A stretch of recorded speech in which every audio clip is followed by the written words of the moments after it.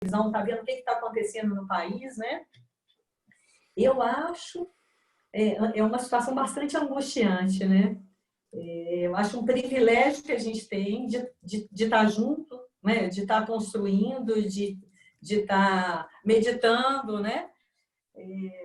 Mas eu acho que a gente realmente vai precisar de estar construindo alguma coisa em relação a isso, né? O que agora a gente tem feito, quer dizer, não tem nada planejado, sabe? O que a gente tem feito é parcerias com as universidades para formar um grupo maior, para estar escutando essas pessoas, para estar construindo juntos, sabe? Essa semana que passou, até alguém fez contato perguntando, parece que vai ter uma reunião terça-feira agora na Câmara dos Deputados, e que nesse momento eles estariam discutindo questões voltadas para políticas públicas. Quer dizer, isso aí é coisa de político, né? Que, aliás, eu queria comentar, eu fui convidada para falar lá nesse lugar, sabe? Que eu tenho uma dificuldade, né? Dificuldade de pensar no que acontece, de chegar perto disso. Mas eu aposto muito mais nas iniciativas nossas, sabe? Nas ações dos cidadãos. Eu acho que é hora dos cidadãos se posicionarem, se tocarem e talvez, assim, encontrar para conversar, construir propostas, seja de escuta, seja de outras possibilidades de atuação, né? Eu acho, inclusive, necessário para criar uma certa ancoragem, para que as pessoas sintam que elas não estão sozinhas, porque isso está batendo com muita força, né? E eu estou achando que é mais nos mais jovens. Os mais velhos estão numa posição assim, estão amedrontados, mas tipo assim, meu tempo está passando, né? Tipo, vai acabar, meu tempo está concluído. Mas os que estão na idade assim, de estar produzindo, de estar sustentando alguma coisa, de estar concluindo. Nossa, estou pensando, até recentemente, 2 semanas atrás, foi 2 semanas atrás, eu estava atendendo uma pessoa, um brasileiro, um pós-doc, que estava nos Estados Unidos e que entrou num pânico, assim, sabe? Achando que realmente tinha acabado tudo. Tipo, gente, não tem mais o que fazer. Ele estava com medo, queria ficar nos Estados Unidos, mas ao mesmo tempo ele é brasileiro, queria voltar para o Brasil, mas pensando exatamente assim, gente, o que a gente vai encontrar, o que a gente vai conseguir fazer, né? A gente está vendo que a nossa situação, assim, para todo lado que a gente corre, é dificuldade, né?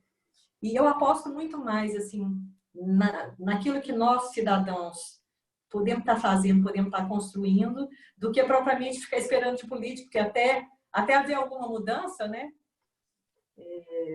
Eu acho que muita coisa já foi, né? Então, a minha resposta é assim, eu acho que é encontrar para construir.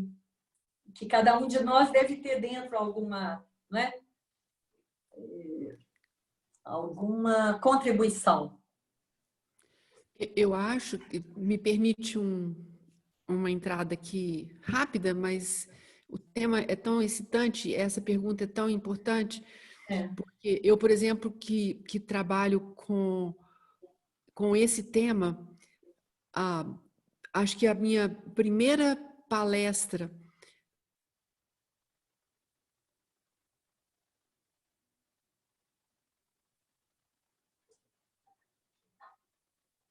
foi 2017, eu acho, né?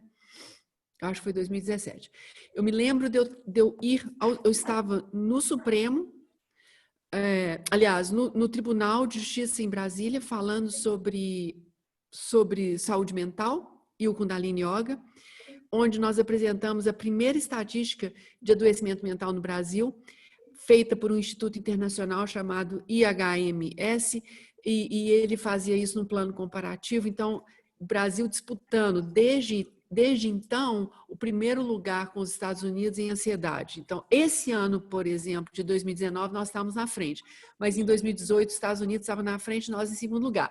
Então, assim, a gente nunca está na lanterninha do tema da ansiedade. Então, nós somos o primeiro país em ansiedade do mundo. Agora, de 2020, a Covid está impedindo um pouco que esses dados sejam levantados, porque obviamente que a prioridade é para a Covid, e o Brasil é o quinto país e tem detido essa posição de quadro de depressão.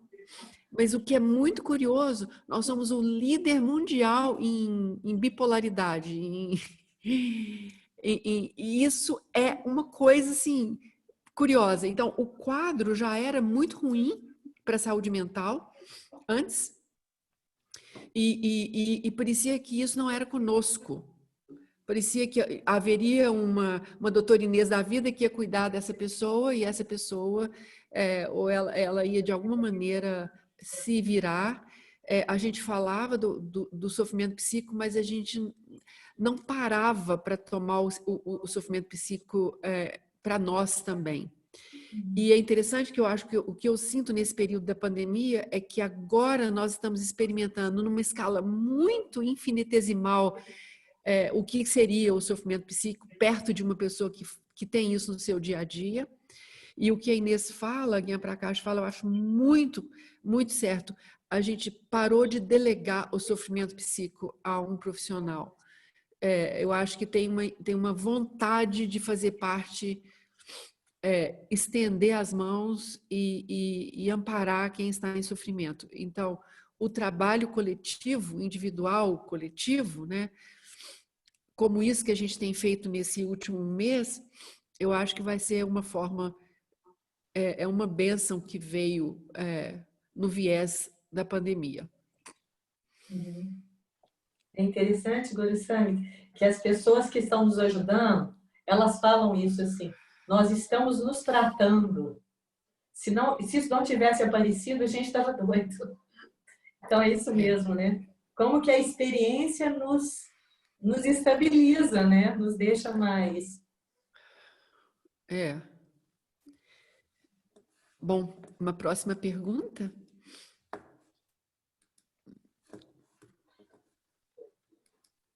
Guru Sangat, para você e para a Guia Prakash.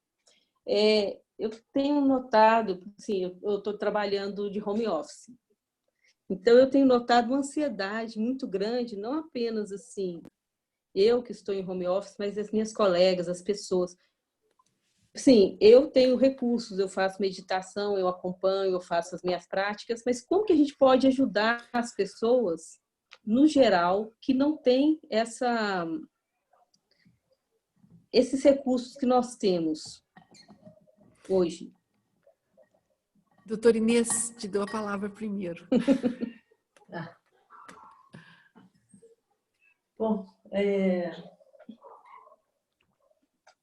eu acho, bom, o modo mais simples, né, é o acolhimento, eu penso.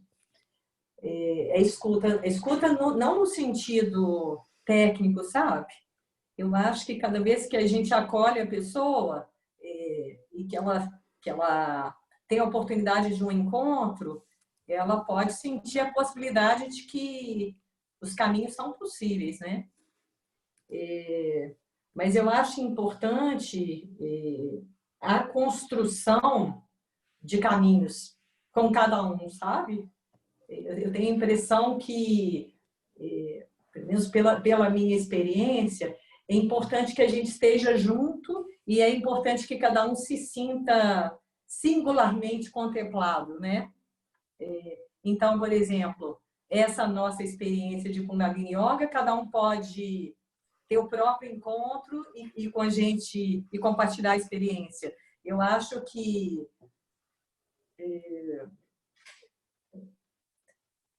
eu não sei responder do ponto de vista do coletivo, sabe? Eu sei dizer que é preciso que as pessoas se encontrem num mundo que está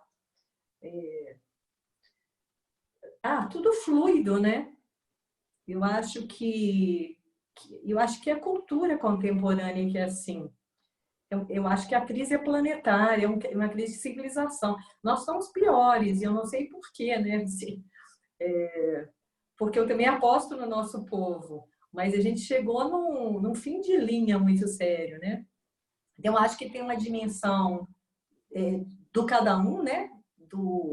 Da acolhida, do amor a cada um, e ter uma dimensão do coletivo, que devem funcionar. O que fazer propriamente, objetivamente, eu não sei. Eu aposto que a gente junto pode fazer, entendeu? Com uma diversidade de intervenções, de propostas. Eu penso que, por exemplo, numa crise depressiva, como a tentativa de autoextermínio, talvez o profissional seja importante, mas não só, sabe? Não só. E eu nem sinto que eu que trabalho na formação dos profissionais, né? Eu sinto que eles também se sentem desamparados, sabe? Os médicos residentes de psiquiatria, eles sentem que eles estão num tempo de desamparo. Eles falam isso também. Eu acho que concordo com você. Eu sinto que nós estamos vivendo um tempo onde o mais tangível é o que pode dar o melhor resultado.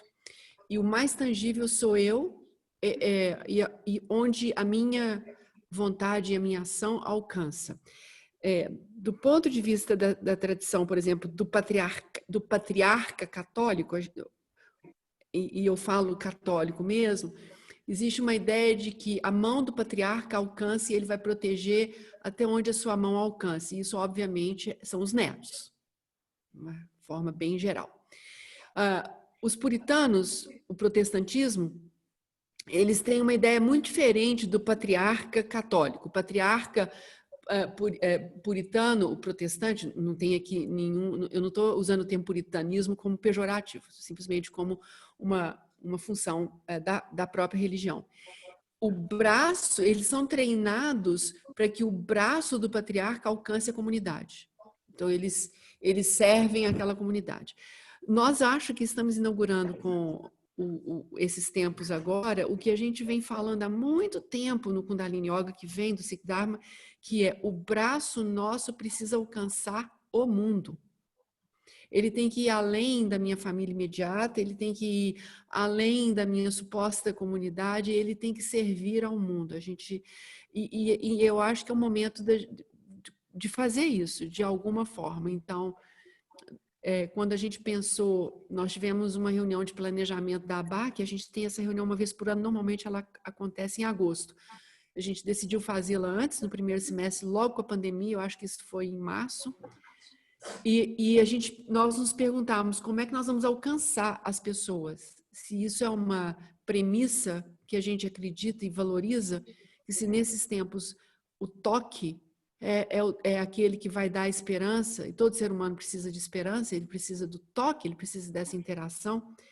Em tempos de pandemia, quando a gente sabia que nós estaríamos em isolamento social, muito rapidamente, isso nem tinha ainda entrado na pauta, nós decidimos abrir esses espaços, a gente está abrindo esses espaços, que é para fazer isso, para fazer um toque, uma conexão.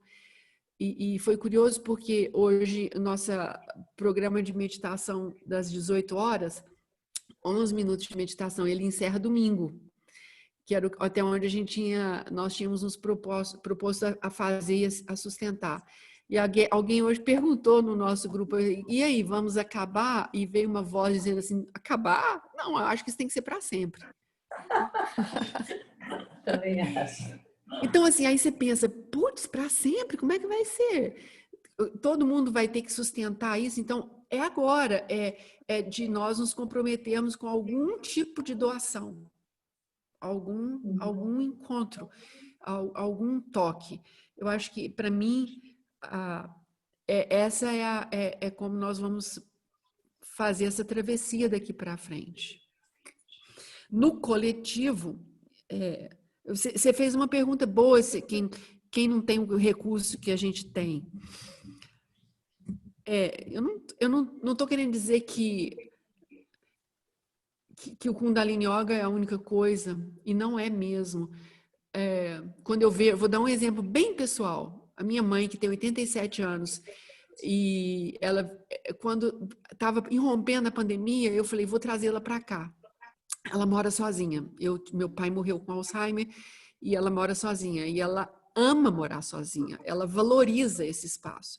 E por uma questão de dias, a gente perdeu a janela de trazê-la. E aí foi aquele drama para mim. Vou deixar a minha mãe só em Uberlândia. E essa mulher que não faz Kundalini Yoga,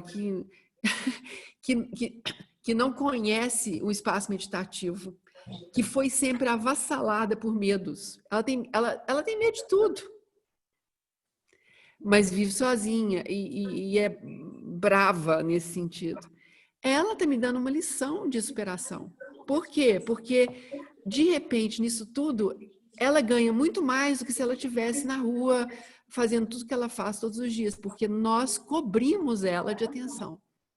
Então, não tem um dia que ela não é recebida, ou que ela não tem que receber os filhos, eu e minha irmã, os netos, os bisnetos. Então, assim, ela falou, gente, isso está ótimo para mim, eu não preciso de mais nada.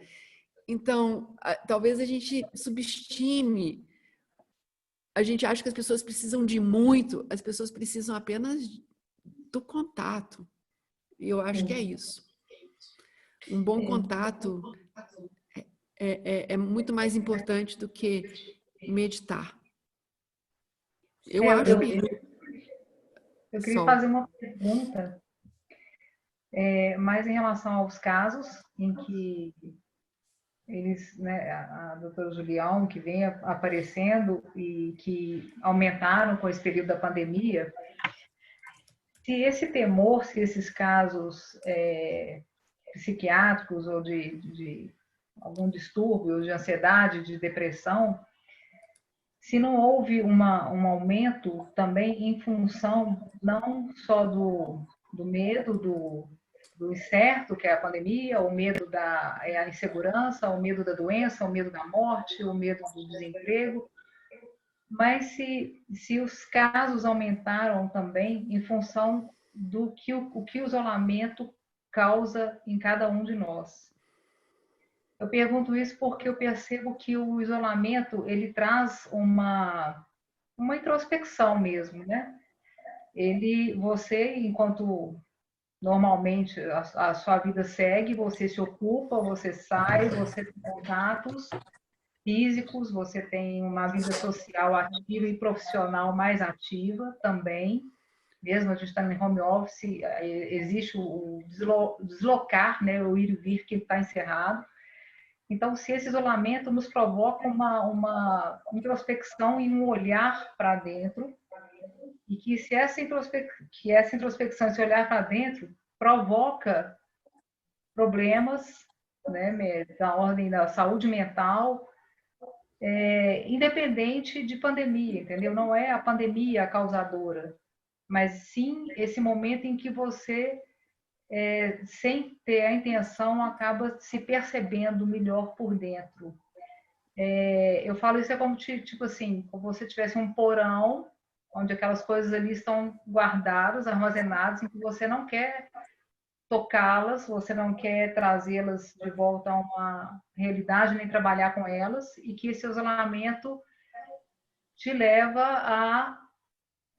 Esse porão começa a, tipo assim, a cheirar sai o cheiro, vai para a sala do mofo, e você começa a perceber aquilo que estava dentro de você e que você não trabalhava porque se ocupava com outras coisas. Então, se esses casos de saúde mental, de pessoas que procuram a ajuda agora mais do que procuravam antes, tem a ver com isso também, independente da pandemia. É um olhar para dentro, é uma situação que as pessoas têm que tentar se resolver. Então, é muito variado, sabe? Tem aquelas pessoas que sofrem com o encontro consigo mesmo. Tem aquelas pessoas que sofrem o contrário, né? Porque às vezes numa família tem várias pessoas, o casal está fazendo home office, os filhos estão no computador, na escola, né? Aprendendo. Então, às vezes, a dificuldade é de lidar um com o outro. Assim, tem casais que não estão se suportando, porque quando cada um estava num lugar, funcionava melhor. Quando eles estão perto uns dos outros, eles não se suportam, né? Então, tem aqueles que têm o medo da solidão e tem aqueles que estão mais satisfeitos sozinhos. Então, do ponto de vista, vamos dizer, quantitativo, eu não sei te dizer. Isso que você diz existe sim, né? A dificuldade de cada um se encontrar consigo mesmo, né? Mas existe também o contrário, a dificuldade de cada um estar com o outro e tolerar o outro. E existe também, quer dizer, cada um tem uma janela, né? Um lugar, um esquema mental, uma estrutura mental, de onde a gente enxerga a vida. Então, o sofrimento da gente depende da janela da gente, né? Para cada um, e isso é contingente, né? Quer dizer, isso tem a ver com a nossa história, isso tem a ver com muitas outras origens, né? Cada sujeito sofre num lugar. Agora, uma coisa que a gente constata, e isso me dá até uma esperança, né? É ver que num momento como esse, muitas pessoas que se tocam, se sensibilizam, se disponibilizam a ajudar.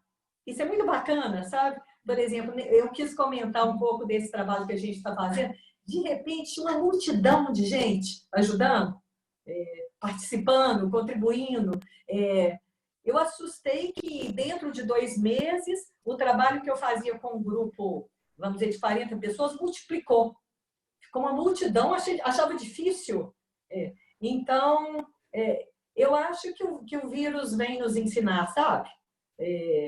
Vem nos acuar de alguma forma, mas vem nos ensinar como a gente pode fazer. Eu lembrei de uma frase que uma amiga minha botou no Face dela, que era: ensina-nos a ser humanos. Eu acho que essa é uma experiência assim, que a gente passa a vida toda, né, aprendendo, né? Mas é uma oportunidade para isso também, né? Agora, esse aspecto... Fala. Não, que essa percepção de uma solidariedade aguçada, eu percebi também desde o início. Mas igual, por exemplo, esse trabalho que a própria ABAC, né, que a Guru Sangha citou, dessa questão da meditação, essa questão de como fazer e como ajudar e como abraçar a todos, né?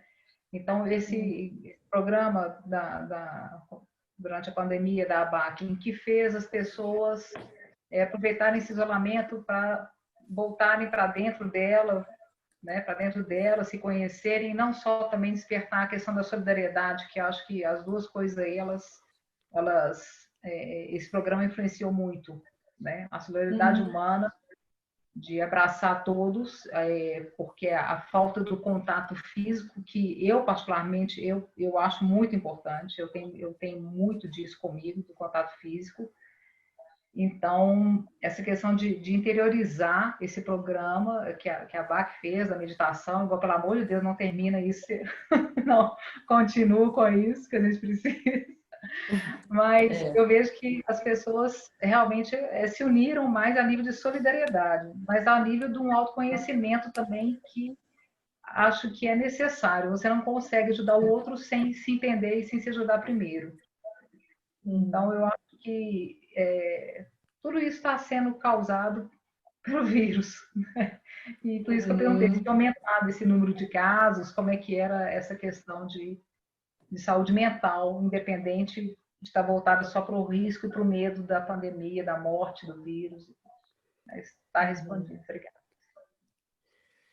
Você sabe que você está falando uma coisa que eu estou pensando, assim, a gente não parou um momento para pensar na casuística, sabe? Para organizar tudo que está acontecendo, porque é uma tsunami, né? Então, as coisas vão chegando, vão pegando mais, assim, né?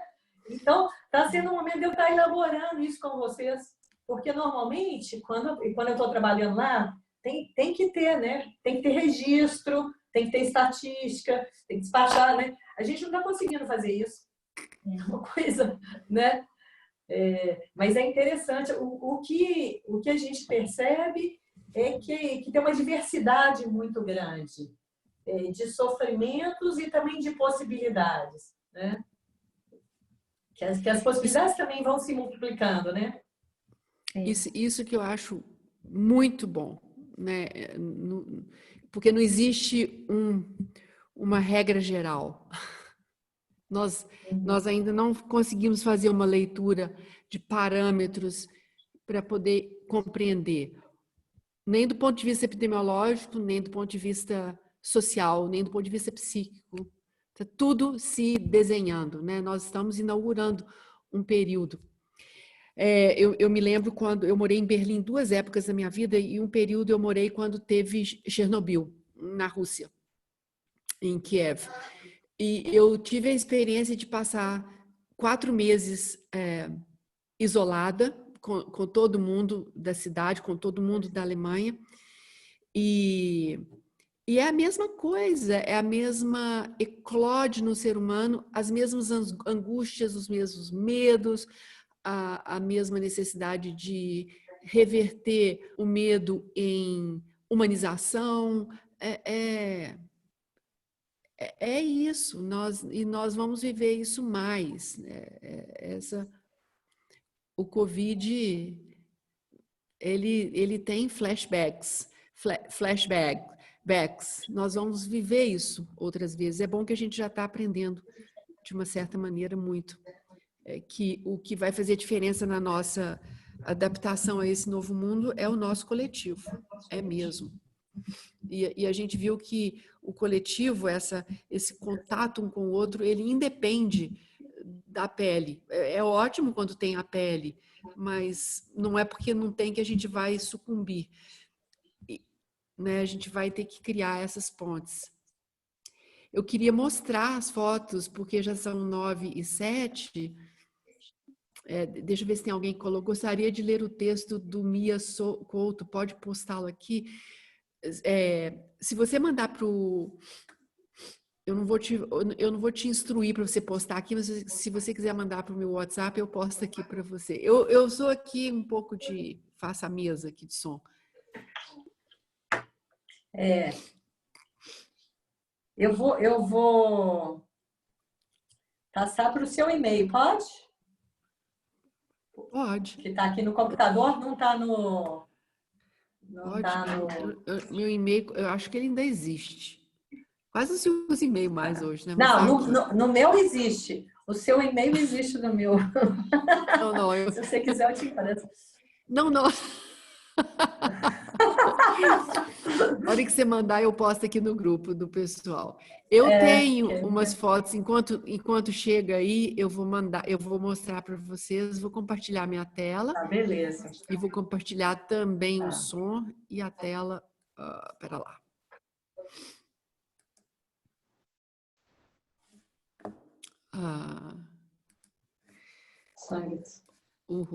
Que coisa louca que apareceu aqui, mas tudo bem. Então, vamos lá. Eu quero compartilhar as fotos que vieram. Tem condição? Esse pingulão? Então... Opa! Você quer no Gmail, né, Gorissang?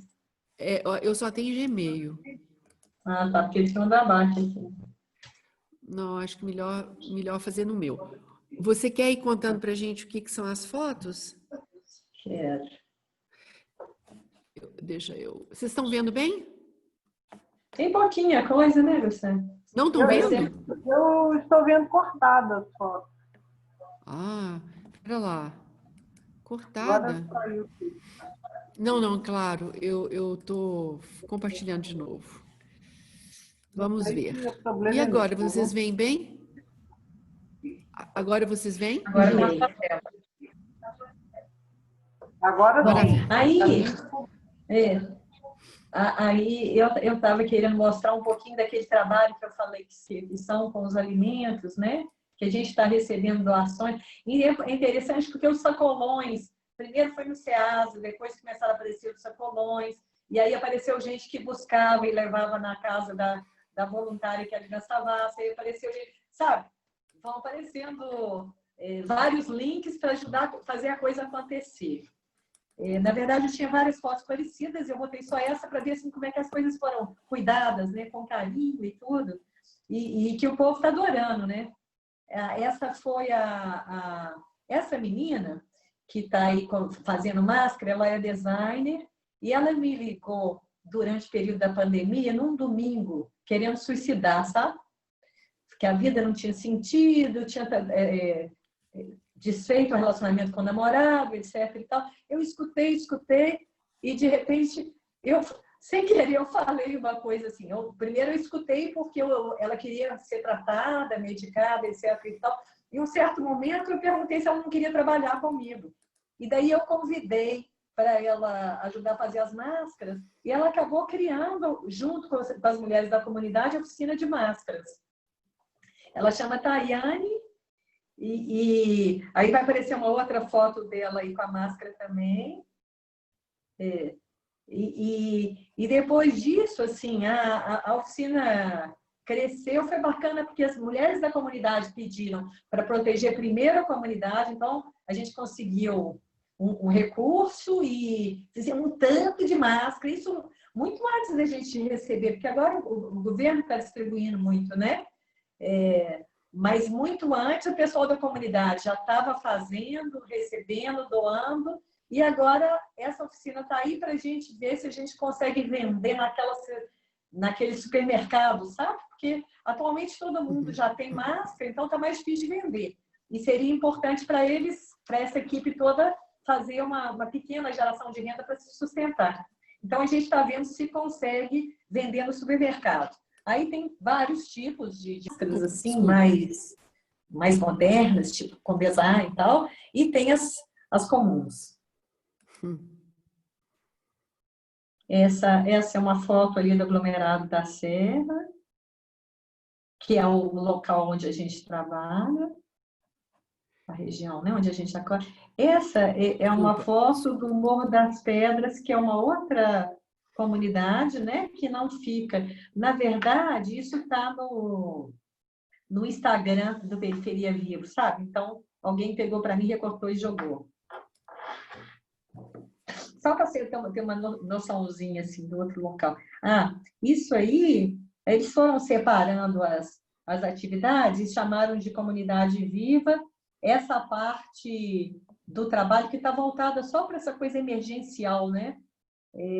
Na hora que a gente foi escutar a comunidade do Morro das Pedras, as pessoas estavam passando fome. Aí quem começou a angustiar foram os psicólogos, sabe? Inês, a gente não aguenta escutar isso não, né? Porque as pessoas sem trabalho, não tendo o que comer, e os maridos dentro de casa e ficam mais violentos com as mulheres, etc. e tal. Aí veio essa ação meio emergencial, que agora está funcionando bem, com tranquilidade.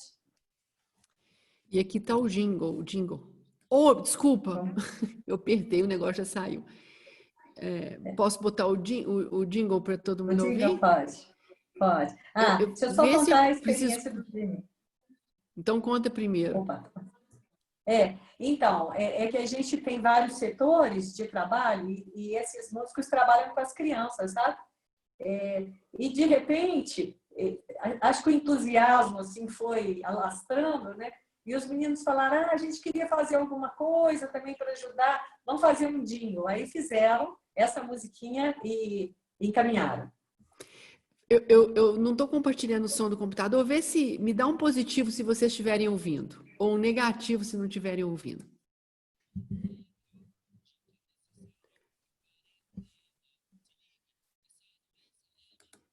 Negativo? Ok. Então, pera lá que nós vamos compartilhar isso de forma devida. Ok, agora eu tenho certeza que vocês vão ouvir. Embora nossos sonhos e nós... Desculpa, peraí. Ups, gente, que tô mouse aqui, hein? Muita gente não está seguindo a regra de que é necessária a quarentena. Se ligue, essa doença leva embora nossos sonhos e nossas vidas plenas. Médicos desesperados, hospitais superlotados, pessoas na rua, políticos equivocados, tudo errado. Vamos construir uma nova vida e ver isso rápido passar. Ficar em casa pra pandemia passar. Higienizar pra pandemia passar. Usar máscara pra pandemia passar. Seguimos todos nessa, nada mais interessa. Entender, lutar, nossa forma de amar. Muita gente não está seguindo. Vocês estão aí? Peraí, deixa eu parar de... Ok. É quase que um revival do Clube da Esquina, né? O que eu achei interessante foi a iniciativa, sabe? Assim, deixa a gente fazer alguma coisa também, né? Muito legal, é tão mineiro, né? Daí dá para ver mesmo, é tão Belo Horizontino. A orquestração é muito Clube da Esquina. Muito legal.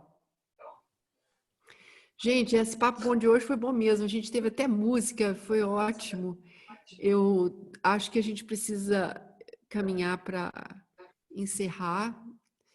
Alguém tem algum pedido?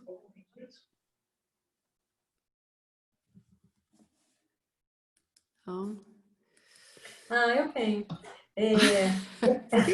Pode fazer o que você quiser.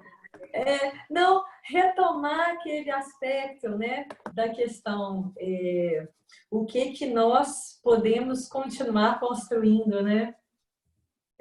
Porque essa é a pergunta, assim, o que nós, cidadãos, podemos fazer? Eu acho que essa é uma questão muito importante diante do momento que a gente está atravessando, que é realmente muito, muito difícil, né? Muito complicado.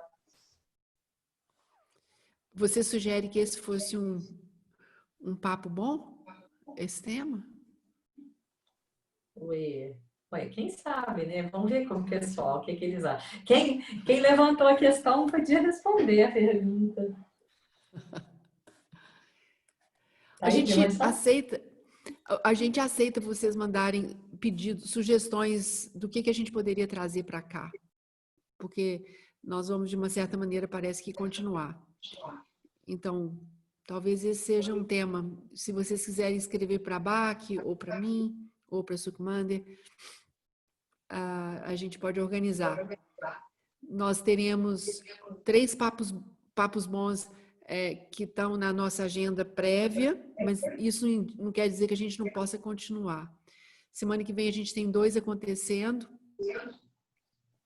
Não, semana que vem a gente tem um acontecendo, dia 3, que é o Mirandito, que nos visitou aqui. Eu acho que ele não está aqui mais, não sei se ele está, mas ele vai falar sobre liberdade em tempos de aprisionamento. Não tem nada a ver com a pandemia, esse foi o tema da tese dele de mestrado na área de educação, mas a gente achou incrível, um paralelo incrível, então ele vai vir para um papo bom.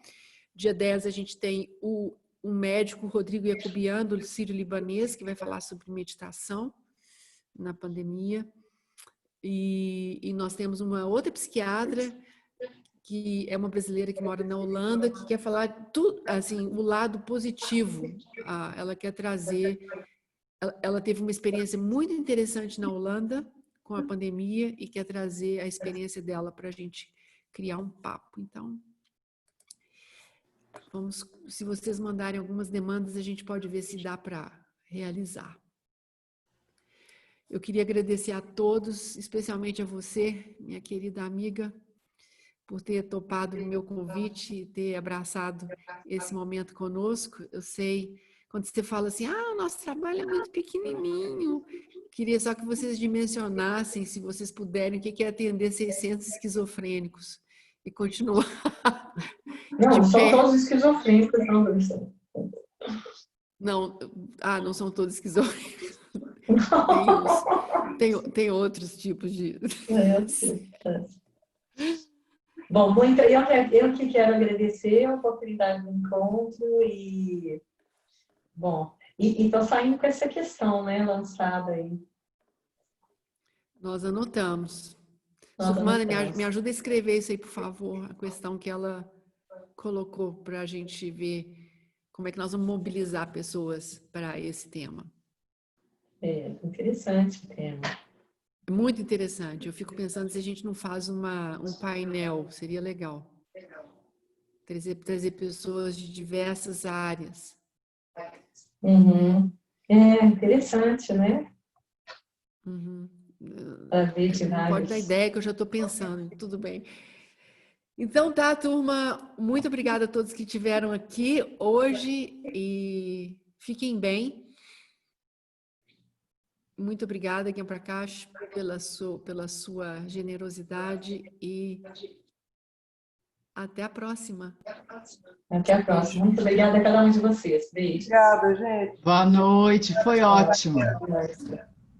Amém. Satnam. Boa noite, turma. Não, obrigada. Obrigada. Tchau, beijos.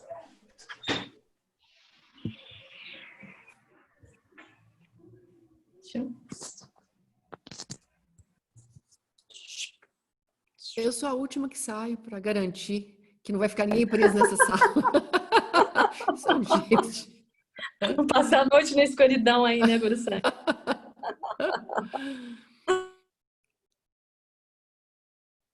Não, eu tô brincando. Na hora que eu encerrar, viu, Bárbara? Não preocupa. Ah, a Bárbara saiu. Eu não. Na hora que eu encerrar, você cai fora.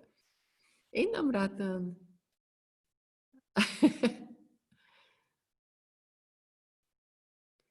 Então tá bom, turma. Eu acho que agora eu vou desligar. Vocês tenham uma boa noite.